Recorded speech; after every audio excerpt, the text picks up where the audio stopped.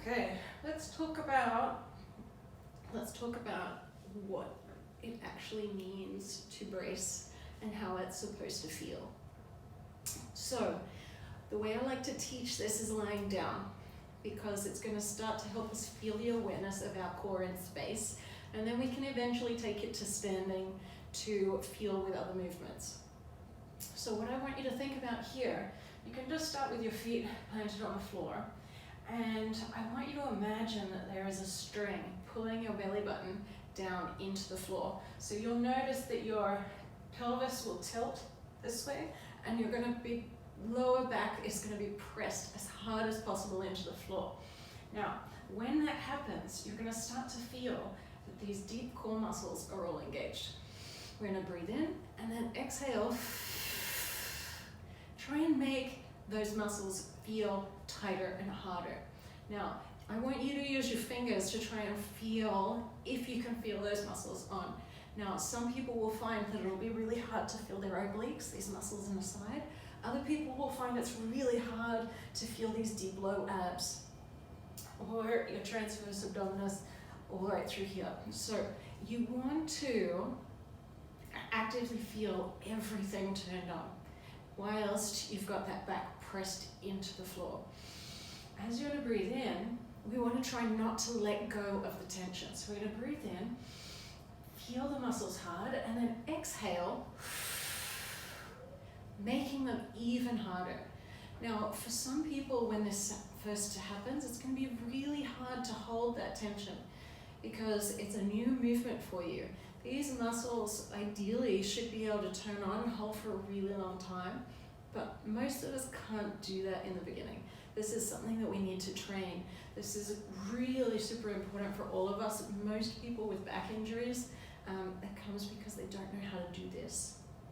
And they're not using this in everyday life, which it should be something that just naturally happens to support us. But most of us have really weak cores.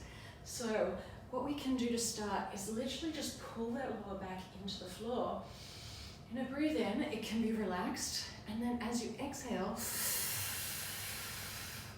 I want you to try and make all those muscles as hard as possible. Check if you can feel them. And then you're gonna breathe in again.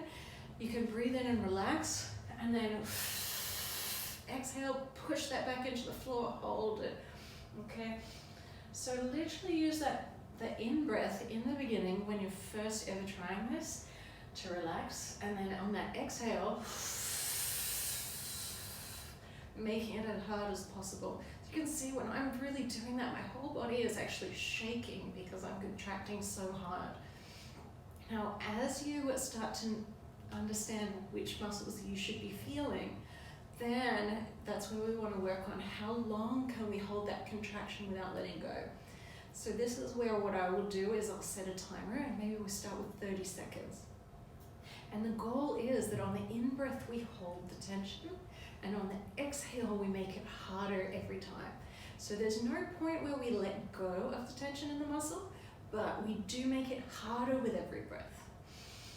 So that's going to look like this. You're going to breathe in, make sure you're in position, breathe in, make sure everything's hard, and then exhale.